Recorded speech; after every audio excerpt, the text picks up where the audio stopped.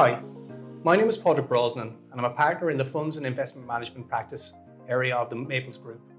I'm an Irish practicing lawyer based in the Cayman Islands and I head up a group of 6 Irish qualified lawyers.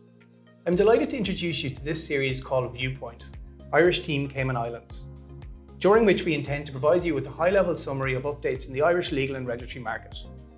There are also Irish teams based in London and Hong Kong, and you will hear from all of them during this series.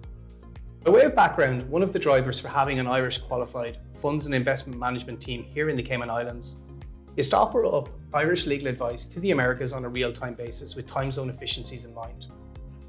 Our team has recently celebrated a decade on the ground in the Cayman Islands, and we continue to grow the practice to service our existing clients' ever-expanding legal and regulatory needs in the Americas, as well as allowing the headroom for the onboarding of new business. You'll be seeing more of me during this series, but for now I will hand you over to James Meehan, who will bring you through some welcome news on enhancements to the Central Bank of Ireland's alternative submission process. Thanks, Pádraig. We start our series with commentary on the recent guidance update from the Central Bank of Ireland in respect of its pre-submission requirements for certain fund strategies which can be pursued through Qualifying Investor AIFs, commonly known as QIAIFs. By way of background, in May 2020, the Central Bank introduced a pre-submission requirement for certain QIAIFs structured as loan origination direct lending funds, real estate funds, life settlement funds, and funds with high leverage. In July 2021, a separate pre-submission process was introduced for QIAIFs seeking exposure to crypto assets. The pre-submission process requires comprehensive information and data relating to the strategy and ultimately results in longer launch timeframes. The Central Bank completed a prudential review of these fund categories, and there's been a material reduction in the number of in-scope fund strategies requiring QIAIF pre-submissions. Going forward, only new QIAIF applications proposing to invest in Irish real estate or seeking exposure to crypto assets will be subject to pre-submission.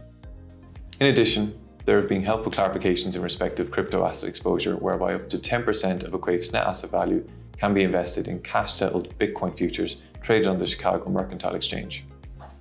This is without the need for a pre-submission clearance, although an existing launch fund would be required to obtain shareholder approval.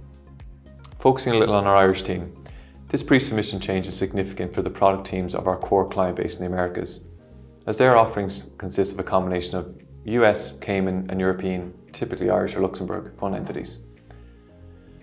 With sponsor interest in credit and crypto continuing unabated, and life settlements delivering strong returns and yield differentiation for specialist alternative managers, we are already seeing improved structuring solutions for asset managers and their advisors as we coordinate and optimize fundraising and complex deal execution within their sophisticated global product ranges. Thanks for that, James. That concludes this episode of Viewpoint from the Irish team here in the Cayman Islands, and we look forward to bringing you future episodes from here and from our teams in London and Hong Kong. Thank you.